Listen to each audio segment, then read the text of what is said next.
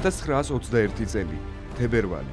წითელი არმია თბილისის მისადგომებს უახლოვდება. დემოკრატიული რესპუბლიკის მთავრობა დედაქალაქიდან ევაკუაციის გადაწყვეტილებას იღებს.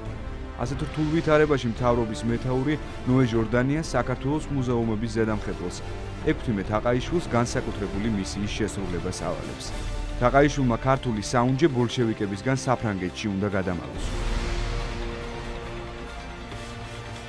1921 წლის 11 მარტს 9 საათზე ბათუმის პორტიდან დანიშნულზე 1 საათით ადრე ფრანგული კრეისერი ერნესტ პრემენი, რომელზეც 205-ში მოთავსებული საქართველოს საგანძური იყო ჩატვირთული, თურქეთისაკენ დაიწყო. კაპიტანმა სიტყვა არ შეასრულა. პორტში მისულ ექვთიმე თაყაიშვილს და მის მეუღლეს ნინო პოლტორაცკაიას კრეისერი ზღვაში გასული გახდა. კერძო იუგოსლავიური გემით თაყაიშვილი განძ სტამბულში დაეწია. განძის მცველი ექვთიმე საგანძურთან ერთად მარსელში მშვიდობით ჩავიდა. დავით აღმაშენებლის, თამარ მეფისა და დავით კურაპალატის ჯვრები, მე-5 საუკუნის ოქროს სამკაულები, უძველესი ხატები, სახაზინო ქონების დიდ ნაწილს ოქროს ზოდები და მონეტები შეადგენდა, რომელიც მენშევიკურმა მთავრობამ საფრანგეთში მალევე გაყიდა.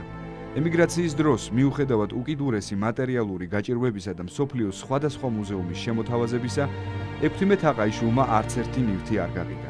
თბილისის სახელმწიფო უნივერსიტეტის ერთ-ერთი დამაარსებელი სამშობლოს 25 წლიანი ემიგრაციის შემდეგ განძთან ერთად დაუბრუნდა. მეცნიერზე მეურვეობა თბილისის სახელმწიფო უნივერსიტეტმა აიღო.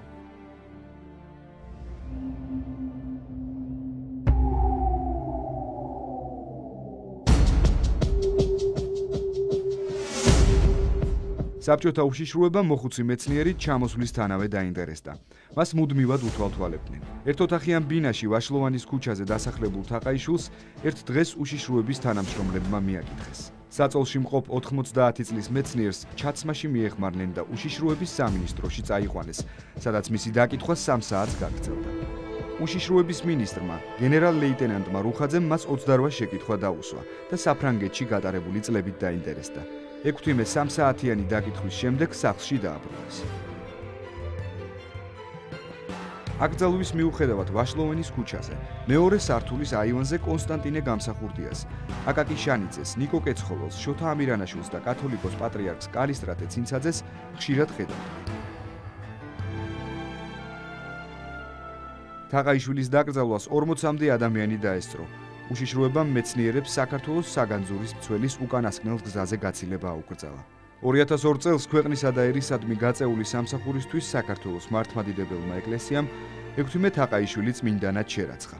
წმინდა ექვთიმე ღვთისკაცის დაბადებიდან დღეს 159 წელი გავიდა.